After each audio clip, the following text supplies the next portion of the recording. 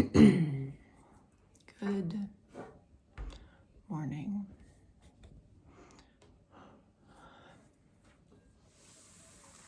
Did not sleep last night.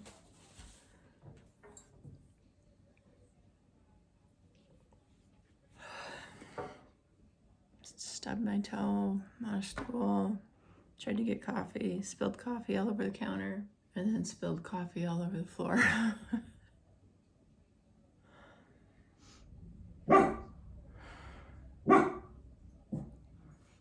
Before I knew anything about Parkinson's, I just thought it was like, somebody who couldn't walk or talk or, shake, just the shaky people.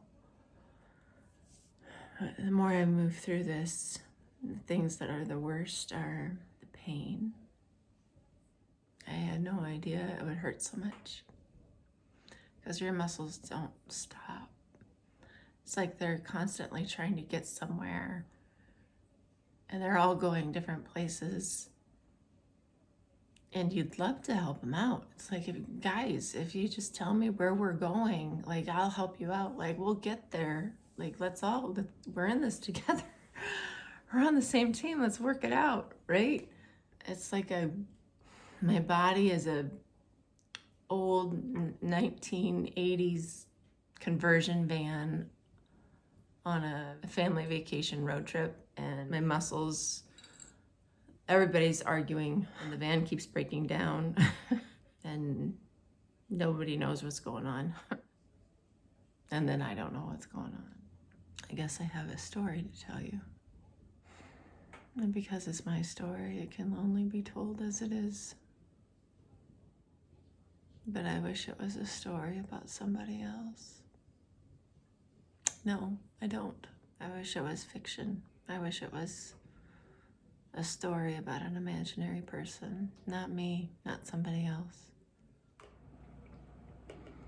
I said early that I wish that this story was fictional, that it was about somebody else or nobody else, that it was just imaginary. That it wasn't my story, it wasn't somebody else's story.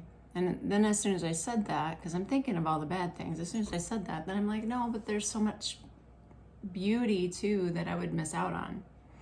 And so many beautiful things that have happened as a result of Parkinson's that would not have happened had I not had this disease. Not that I wouldn't get rid of it in a second, because I would, but there are things that have happened that are beautiful, and they are directly related to the fact that I have a progressive neurological condition. How's that for Happy Tuesday?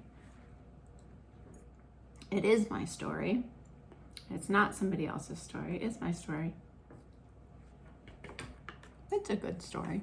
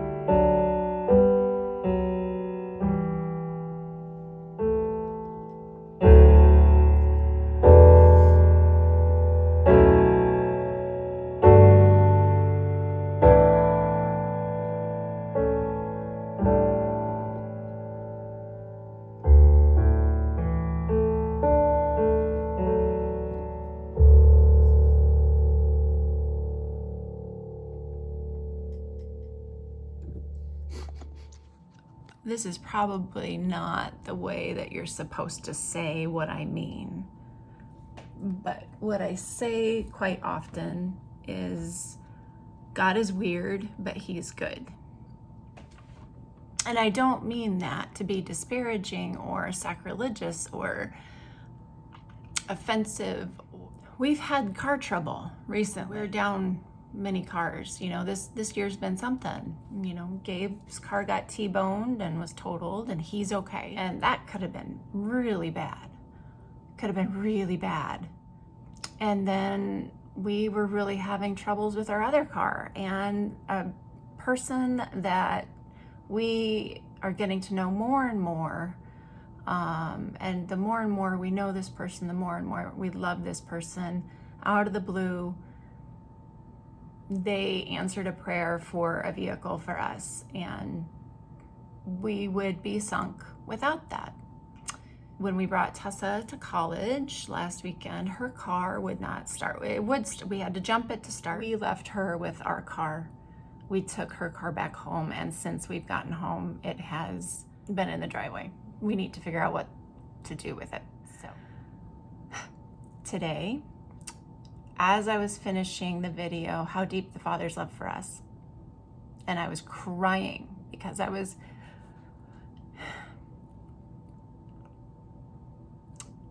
was a prayer.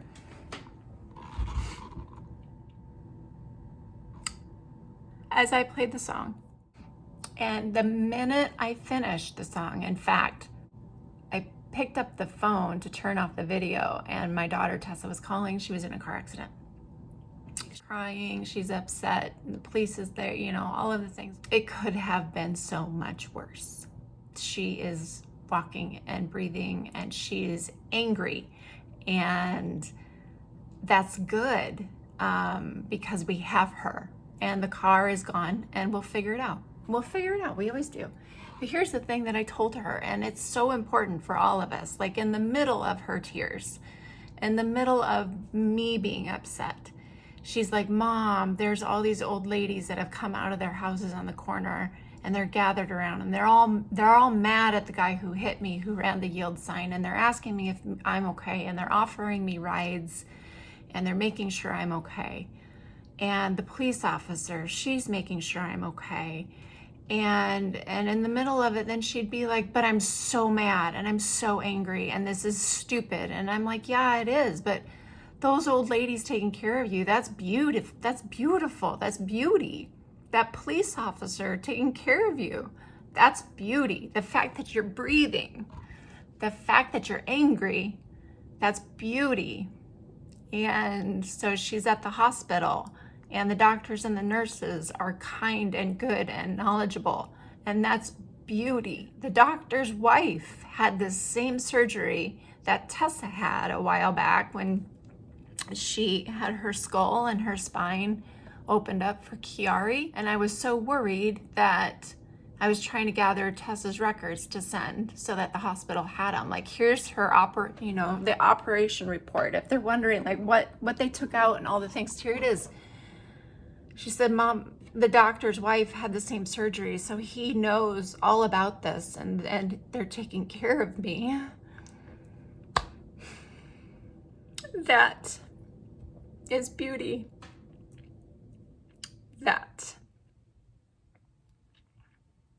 is beauty, and that is love. And so I tell her, yeah, it's ugly. It's been a rotten, ugly, terrible, awful day. But look at all the beauty. The beauty, all of that, the beauty wins the day. It does, because there's still all the ugliness, but you know what? So much more beauty. So, how deep the Father's love for us. Anyway, I guess that's another TED Talk for you. Don't let the ugly win. Pay attention to all the beauty, all of the love. That's what's important.